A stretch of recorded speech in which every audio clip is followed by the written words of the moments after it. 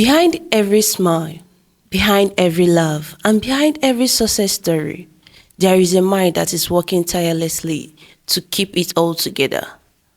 But what happens when that mind needs help? What if you couldn't escape the voices of your head? What if the world around you felt like a never-ending nightmare? Imagine living in a world where your mind is your greatest enemy. A world where the darkness feels suffocating and light seems like a distant memory.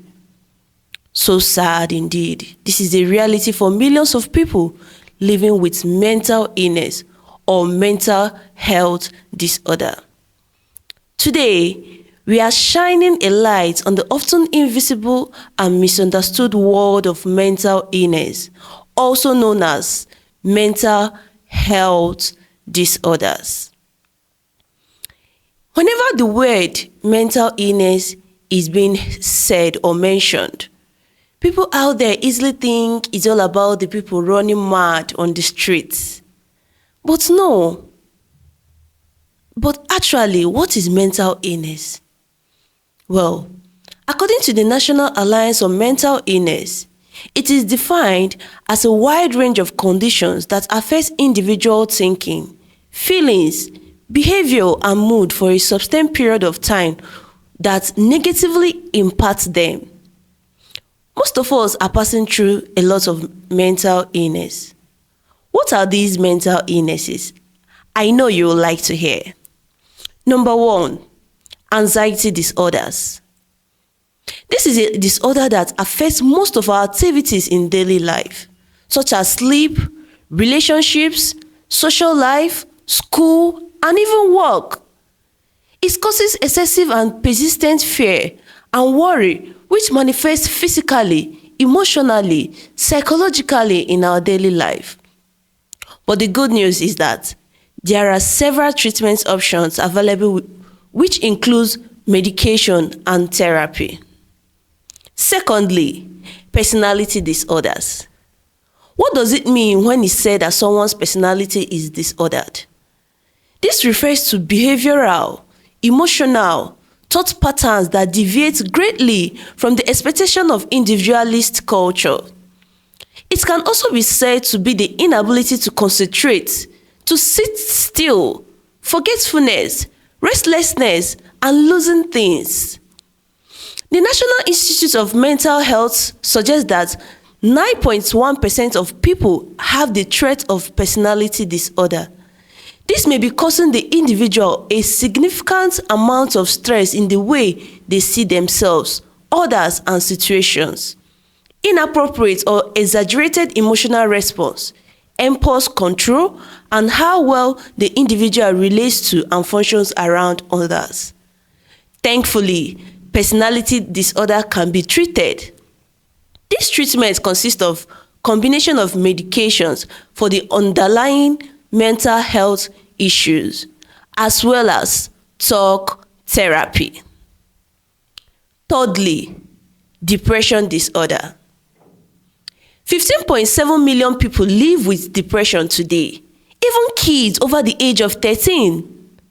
Although the occasional low mood is a normal response to negative situations, while depression entails low mood that are severe and long-lasting than 6 weeks. One of the reasons why depression is such a devastating mental illness is that a lot of people don't really understand that its true nature. They think that people who are depressed can just snap it out of it or just need to talk or think positively. Your feelings are very bit real as they feel. You are not obligated to feel any other way just because others don't feel the same. Talking to people and staying in touch can often feel too overwhelming when you are struggling with depression. Moreover, people think depression is the same as sadness. No. Despite that sadness is part of the healthy spectrum of human emotions, it's actually quite normal to feel from time to time. But depression, on the other hand, is a serious and debilitating mental illness that needs to be treated with professional help and therapy. These are not the same, and yet some people just can't seem to grasp the difference. This can often feel very frustrating, especially when others disregard what you are feeling as mere sadness and tell you not to think about it. Furthermore, every individual experience of mental disorder is different. Depression doesn't look the same for everybody.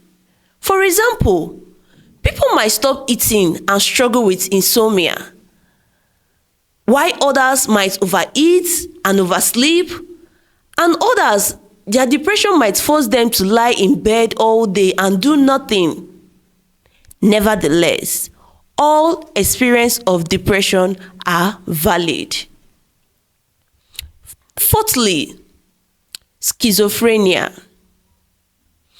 Studies have shown that this particular disorder has a genetic root which can get passed down in the family because it's a chronic mental illness that affects how a person behaves, thinks, and feels, and it occurs with some symptoms, which includes disorganized thinking, delusions, negative symptoms, hallucinations, etc.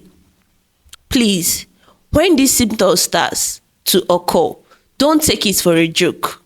Try to reach out to the mental health professionals for help. The fifth one, eating disorders. This may actually sound funny in the ear, right? But it is real. Yes, it is.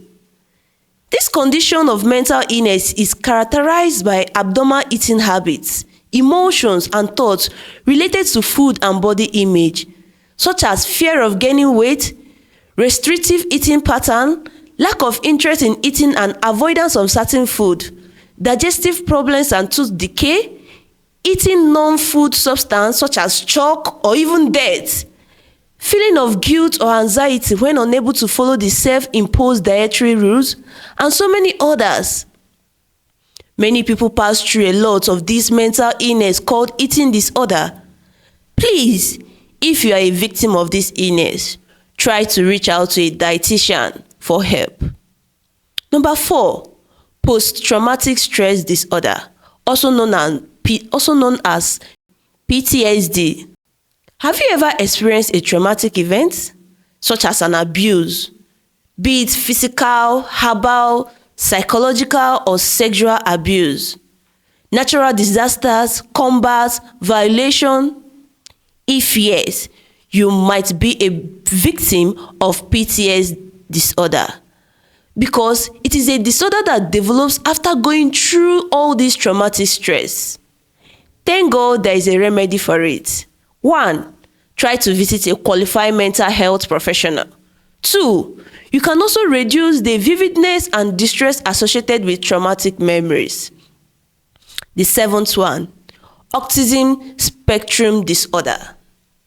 Autism spectrum disorder is a neurodevelopmental disorder characterized by repetitive, restricted, and inflexible patterns of behaviors, interests, and activities. Deficits in social communication, both verbal and non-verbal communication, and social interactions. And the presence of high or low sensory sensitivity. To put it in a simple way, is a condition related to the brain development that impacts how a person perceives and socializes with others.